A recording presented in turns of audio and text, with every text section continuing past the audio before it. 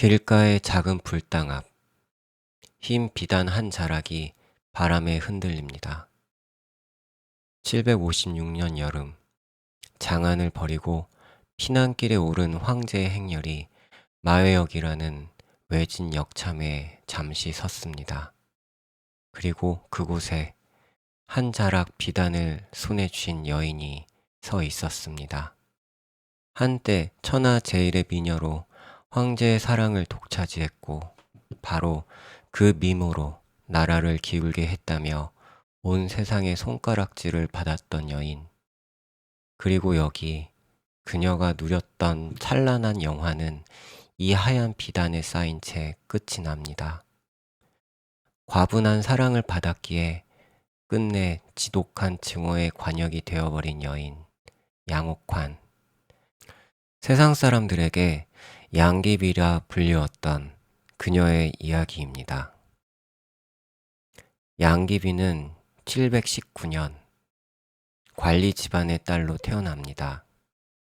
어려서 부모를 여의고 친척의 손에 자랐지만 자라면서 그 미모와 총명함이 도성에 알려졌지요.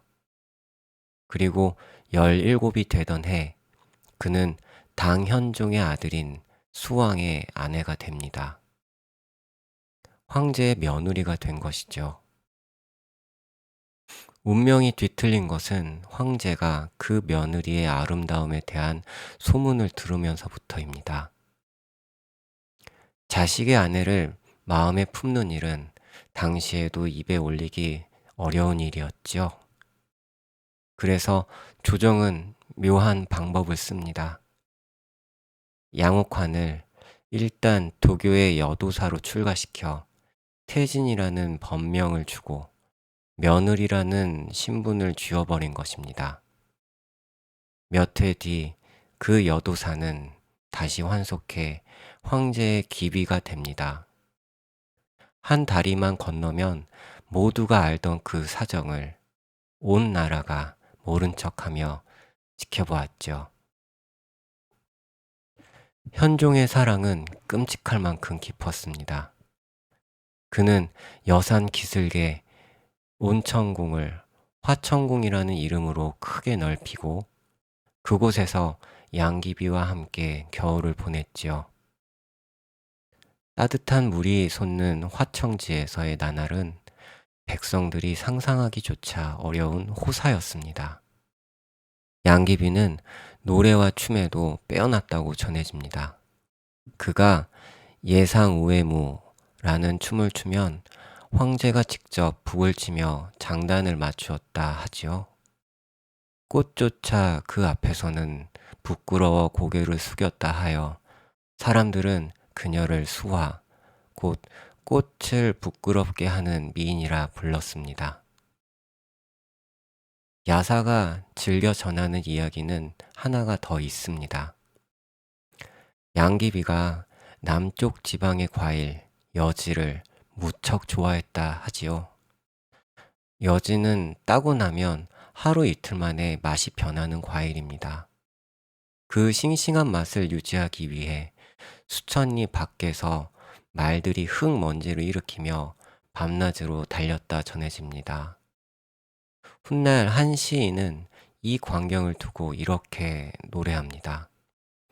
한 말이 붉은 먼지를 일으키니 귀비가 빙그레 웃더라. 그 미소 한 번을 위해 얼마나 많은 말과 사람이 쓰러졌는지 가늠하기 어려웠죠. 한 사람이 사랑을 받으면 그 이면의 그늘은 온 집안을 덮기 마련입니다. 양귀비의 친척들은 줄줄이 높은 자리에 올랐습니다. 그 중에서 육촌 오라비인 양국충은 마침내 나라의 살림을 쥐고 흔드는 재상의 자리에까지 오르지요. 그러나 그는 그 자리를 감당할 그릇이 되지 못했습니다. 사사로운 이익을 챙기고 권세를 부리고 곳곳에서 적을 만들었으니까요. 조정의 기간은 흐트러지고 백성의 원망은 쌓여갔습니다. 그리고 그 원망은 묘하게도 양국충이 아니라 그의 누이인 양귀비에게로 향하기 시작합니다. 나라가 어지러운 것은 황제가 한 여인에게 빠진 탓이라고 사람들은 수군수군거렸지요. 양귀비 자신은 정치에 깊이 관여한 바 없었지만 사랑받는다는 사실 하나만으로 그녀는 위태로워 보였습니다. 이 무렵 궁궐을 드나들던 인물이 하나 있었습니다. 변방의 절도사 안녹산이지요. 거구의 이 산에는 황제와 양귀비의 환심을 사는 재주가 비상했습니다. 야사에 따르면 양귀비는 자기보다 나이가 한참 위인 이 안녹산을 양아들로 삼았다고 합니다. 그것도 모자라 갓난아기를 씻기는 신용을 하는 세아 의식까지 버렸다고 전해지지요. 다 큰 장수를 포대기에 쌓아안고 어르는 그 기괴한 노름을 궁중은 웃으며 구경했습니다. 이 장수가 얼마나 위험한 인물인지 그땐 아무도 몰랐습니다.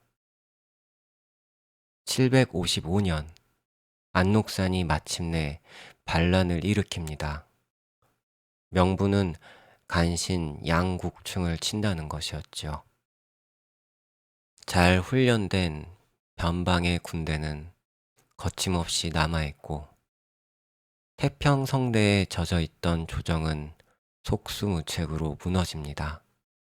이듬해 반란군의 말발굽 소리가 수도 장안의 코앞까지 다다랐습니다. 황제는 결국 도성을 버리기로 합니다. 양귀비를 데리고 몇몇 신하와 호위 군사만을 거느린 채 서쪽 촉당을 향해 황급히 길을 떠나지요. 눈부시던 영화의 끝이 이토록 초라할 줄 누가 알았겠습니까? 행렬이 마해역에 이르렀을 때였습니다. 굶주리고 지친 호위 병사들의 불만이 마침내 터져 나옵니다.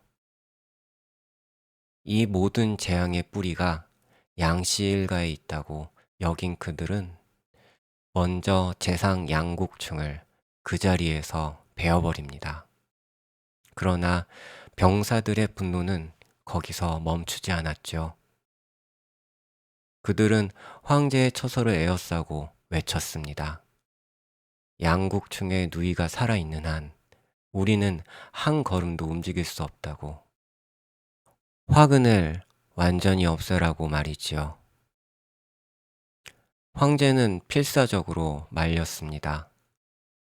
그 여인에게 죄가 없다고. 그저 사랑했을 뿐이라고 호소했지요. 그러나 칼을 든 수천의 군심 앞에서 늙은 황제의 말은 더 이상 아무런 힘이 없었습니다. 결국 황제는 눈을 감고 맙니다. 사랑하는 여인을 제 손으로 내어주는 선택을 한 것이지요. 그를 따르던 늙은 황관 고력사가 무거운 걸음으로 양귀비를 길가의 불당으로 데려갔습니다. 그곳에서 양귀비는 흰 비단으로 목을 맵니다. 천하를 미소짓게 했다던 그 아름다움도 황제의 끝없던 총애도 이 작고 외진 역참의 불당 앞에서 그렇게 쓰러지고 말았지요. 그녀의 나이 38이었습니다.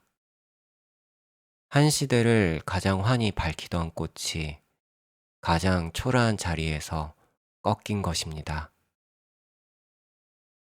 전하는 이야기로는 황제는 그 뒤로 넋이 나간 사람처럼 지냈다고 합니다.